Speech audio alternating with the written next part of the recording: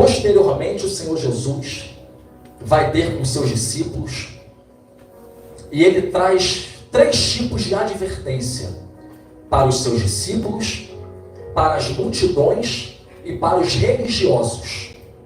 E ele começa a falar a respeito da porta estreita e da porta larga, aonde muitas das vezes até mesmo aqueles que se dizem cristãos, que se dizem discípulos do Senhor,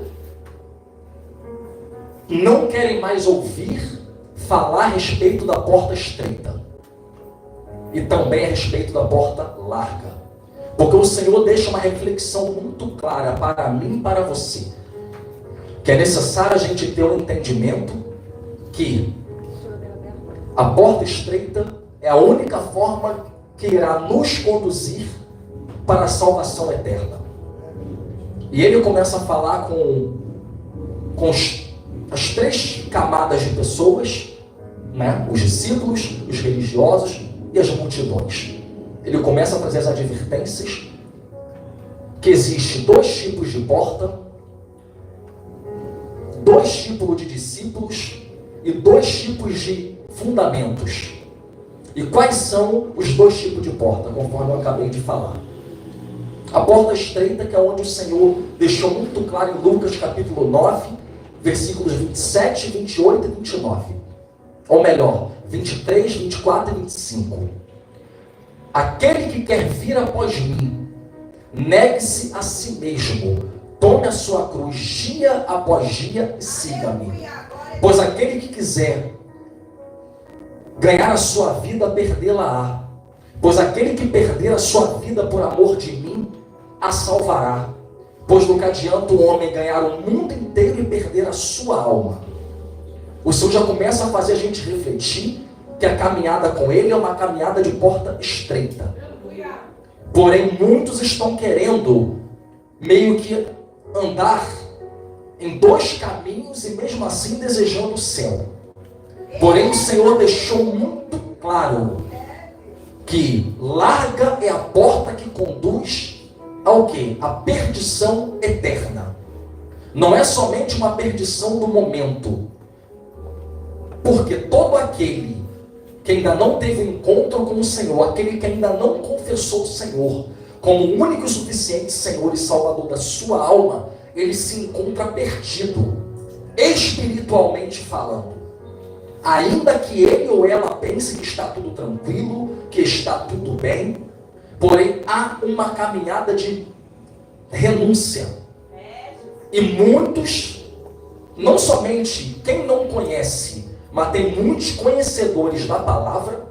Eu vou dar um exemplo de ontem, que aconteceu comigo ontem no trabalho.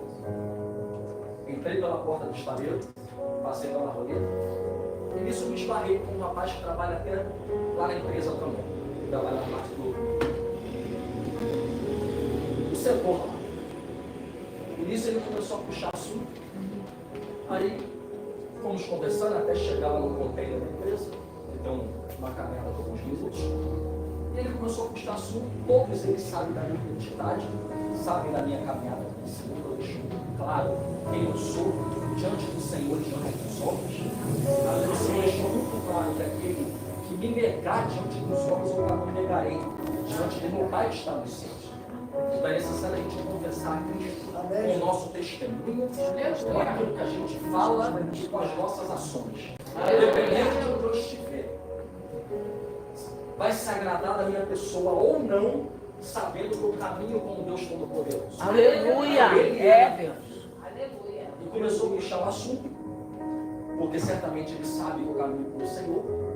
Ele também é alguém conhecedor da palavra, só que no final de tudo ele disse, tá, mas eu sou um vacilão.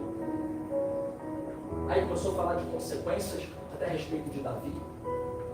E a gente conversando, não debatendo, porque eu não fui chamado para debater com ninguém. Fui chamado para pegar a palavra e ganhar algo. Eu não estou aqui para debate, eu não estou aqui para demonstrar se sei menos, se sei mais. Não. Eu estou aqui para pregar o evangelho e ganhar algo. Só que ele começou a puxar assunto. Eu entendeu que ele conhece a palavra. Só que aquilo é mais um que conhece a palavra, porém não está disposto a seguir, a ser discípulo de Jesus. não adianta somente também entrar na igreja, conhecer a palavra e não se esforçar para viver a palavra. E a gente conversando, ele mesmo começou a falar, não sou mais você, eu falei, você sabe que há consequências, você está compartilhando comigo que há consequências para aquele que não se posiciona. Mas e aí? É necessário a gente de fato se posicionar. Porque a gente sabe que ele voltará e não tardará. Porque o tempo, porque o dia e a hora só ele sabe. Eu não sei, você não sabe. Ele é verdade. Eu falei, então é aquilo, estamos no tempo de se posicionar. Porque não é o suficiente de conhecer toda a Escritura e não se esforçar para viver. E o que eu quero entender, muitos nos dias de hoje estão vivendo desta forma. Estão vivendo de uma maneira que, mesmo conhecendo a verdade, não estão dispostos a abrir mão de tudo por amor a Cristo ou ao Evangelho. Porém, o Senhor Jesus ele deixou muito claro em Marcos capítulo 10, versículos 28, 29 e 30, que não há ninguém que, abrindo mão de tudo por amor de mim, do Evangelho, que não venha receber 100 vezes mais nesta vida e na vida vindoura. O Senhor não deve nada a ninguém, o altar não deve nada a ninguém. Aleluia. Porém é necessário viver em renúncia. Porque não adianta eu e você sermos conhecedores da palavra e não abrir mão da vida de carnalidade e achar que um dia vai herdar a vida eterna. É muito claro, não sei o que eu estou falando, é a palavra. Os textos que eu acabei de ler foram muito claros. Não precisa ser alguém que tem uma exegese excepcional para compreender que há dois caminhos. Para aquele que abre mão de tudo por amor a Cristo ou ao Evangelho. Esse um dia se encontrará com o Senhor, herdará a vida eterna e entrará na Nova Jerusalém. Mas aquele que não abre mão de nada por amor a Jesus ou ao Evangelho, se prepara que o seu caminho é um inferno. Meu Deus. Muitos não querem pregar esse tipo de mensagem com receio, com medo, com aquilo que os outros vão pensar. Só que eu não fui chamado para agradar pessoas. Eu fui chamado para agradar a Jesus. Que foi aquele que um dia, quando eu estava perdido,